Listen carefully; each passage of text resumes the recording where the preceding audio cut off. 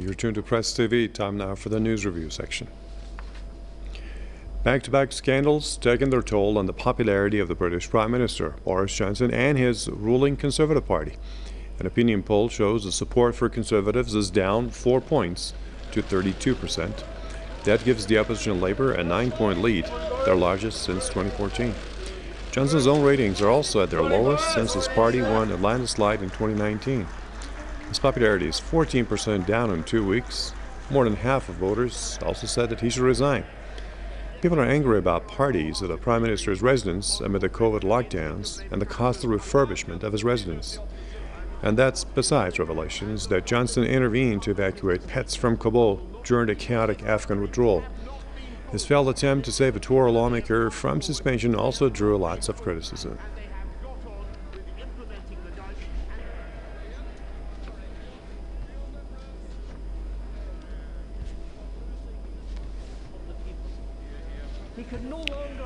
All right, now to get some more information and insight, I'm joined by two guests. We have Amina Taylor in our London bureau, and also Said Mohsen Abbas, journalist and political commentator, joining us out of London too.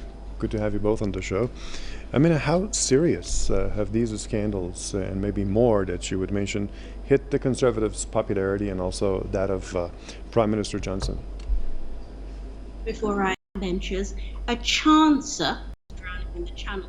And it certainly wasn't the austerity agenda that had driven tens of thousands into poverty, but actually this cumulative domestic effect that's seen the Brits finally have the penny drop, that the man to whom they entrusted their political future is, in the words of some of his own backbenchers, a chancer and an opportunist.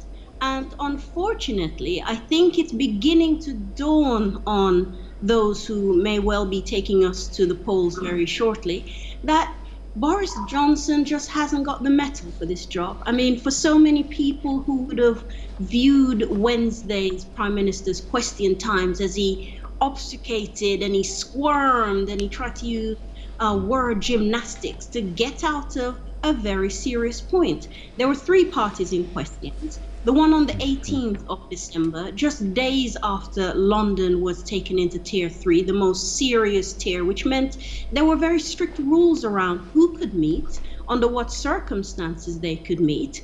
And it is clear from the resignation of Allegra Stratton, who was the Downing Street spokesperson, the Conservative mouthpiece there, that they broke the rules quite clearly. And for them not to just put their hands up and say, listen, it wasn't just a case of do as I do as I say, but not as I do. And we messed up and heads will roll. But this squirming, the maneuvering, the gymnastics to try and get out of this, I think the public is starting to see very clearly through that. Mm-hmm. Now, Mohsen Abbas, you see, we are scandal on top of scandal directed at Johnson's way and his party. So I wonder what this could cost him, and if he at all cares about this.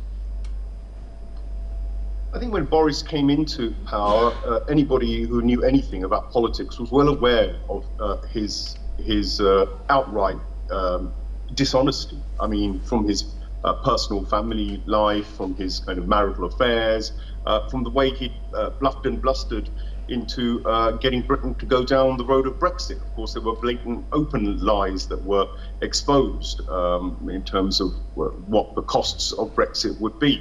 So I think that it was very clear to a lot of people in Britain that he was essentially a kind of an artist of a bluster and of false and fake narratives, and really just a performer. But what I'd like to really put into context here is that Boris is really just a symptom of a wider malaise within British politics, which is right at the heart of it. And that is that actually, you know, everything they do in terms of their political policy is really economics trumping ethics, always. I mean, virtually in any instance you check for them. They will always go where the economic benefits are rather than where morality or ethics may lie.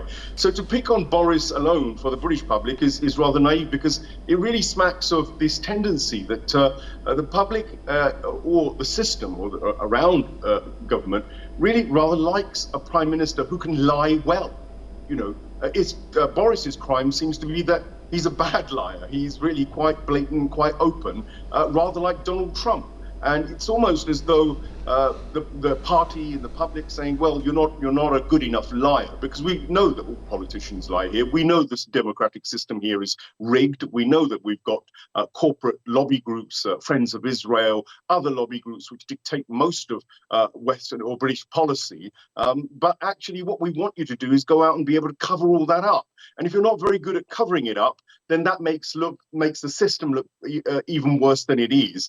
And hence the sleaze that's been unfolding, the Brexit lies that have been exposed, the COVID lockdowns that Amin has been mentioning.